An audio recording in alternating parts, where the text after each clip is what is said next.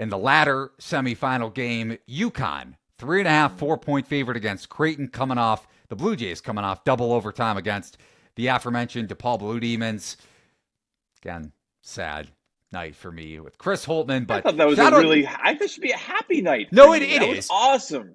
For the program, recruiting wise, it's going to pay big dividends. I don't think that was a fluke either. Holtman is a No, really good coach, and he's assembled a really good staff too. Brian Mullins and some he's other been on them all assistants. year. It's been great. They've been absolutely defying expectations. Not like above the sea level that's going to get them hyper noticed, but here they did. They broke the plane last night. It's exciting. And even the night before, right? Back to back nights. They beat Georgetown 3 times in a season. Come on. Yeah, Awesome season in the Big East. And I think people saying the Big East are weak are just maybe discrediting that maybe Seton and DePaul are actually better than they thought, and the whole thing's actually better than they think. You can't really tell. Everything's in a bubble. It's all relative. And I'm a Big East supporter. So we all know that. We know you're a Big East supporter. I will say, I'll give you the DePaul thing outperforming expectations down the stretch. I don't know if I can get there with Seton Hall, but still, that's fair. I mean, some good defense, good coaching, but they've yeah. had injury. Like, I don't know. I think the conference is in a decent spot. I think they'll be undervalued in the tournament this year and next year. So let's go. Well, how are you playing this UConn Creighton game? Because just off the bat, if you look at the line, KenPom makes it UConn -1, yet the market is 3 points higher. Now, obviously, intuition wise, and the market also playing against Creighton coming off a double overtime. We saw this last night, Thursday night, where Purdue got bet up against USC. I know that's two very different teams when you handicap it, just by seeds in their respective conference tournaments, but still, Purdue almost lost the game outright to the Trojans. So is the market overreacting here just based off of the fact that Creighton could be a little bit lethargic, Nah, especially come the second It's the half? Hurley bonus too, which is a very reasonable And home bonus. court. Sure, Stores South, and they're not going to have a lick of competition in this one in terms of that. Like, it's not like the Johnny's fans are going to try to. They might root against UConn potentially, but I mean, maybe they'll stay. They'll I don't stay. know. I Maybe I would. should How can go. you not Maybe stay? I'm gonna keep talking to myself. I shouldn't go, but but I want to. But no, I think this should be a spot where UConn gets loud. I do like that advantage that Hurley gives. I hate using my brain, but you get outworked by Holtzman with the DePaul roster. What's going to happen when you go against UConn with their roster? And honestly, I think they have the facets to take them down, right? The spacing that Creighton is allowing opponents to develop is exactly the game UConn loves to play. I mean, spacing led them to 2 championships, right?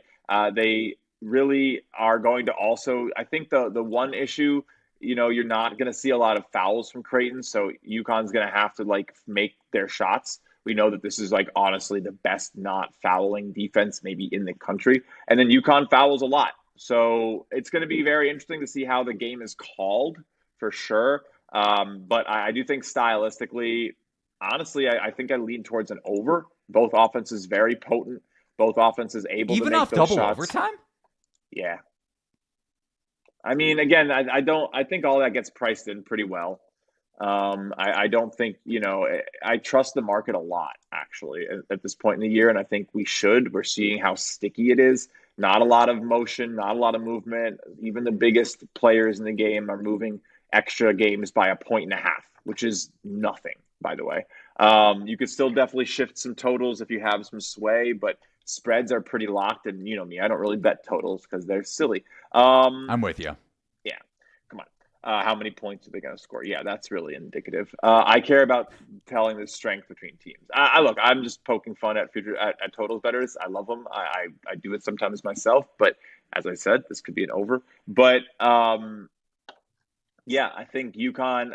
The rest is something. The coaching is something. But at the end of the day, for me, it's just the motion offense for the Huskies and the spacing that Creighton's going to allow.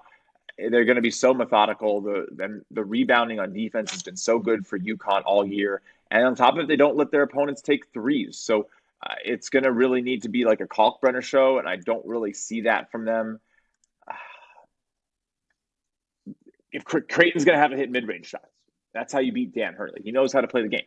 I mean, he knows they can. That's why they can, but it's not easy. It's not easy, and then you have to do it at a better pace than UConn's going to do everything that they're going to do.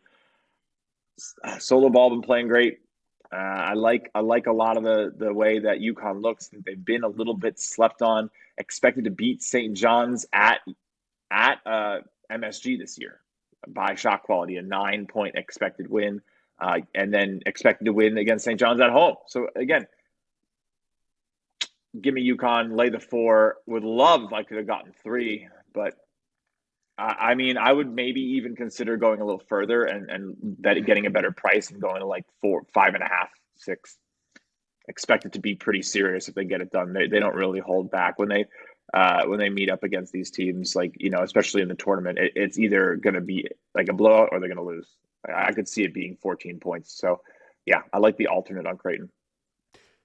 Thing for UConn against Creighton on UConn. Thank you. Right. No, yeah, you're laying the 4, maybe even laying whatever I can, honestly, is how I feel. You know, and for the price, not assuming like, oh, no matter what, give me whatever price. Laying what I can for the price right now because the price is wrong. The one thing for UConn, and this goes in your favor for sure, not just Liam McNeely, which is the storyline. Huskies are a much more dangerous team with a healthy McNeely, but Alex Karaban, man, underperforming big time earlier in conference play and throughout the entire season, frankly, but he has been red hot from behind the arc. 4-6 last night in the quarterfinal matchup against Villanova, which UConn didn't cover, was down at half, down 3 at half, won the game by 17 points, and Karaban went 4 of 6 from 3, 9 boards, 6 assists. He's playing at such a high level, much more than he was earlier in conference play. So the fact that, again, it's not just McNeely being healthy at this point and fully in the thick of the offense. And keep in mind, UConn won at Creighton in Omaha. I think that was on Dollar Beer Night when McNeely first came back from his injury, or that was his second game after coming back against St. John's. So the fact that you have Karaban playing at such an efficient level is huge for your bet and for UConn long term. You mentioned you being high on the Huskies.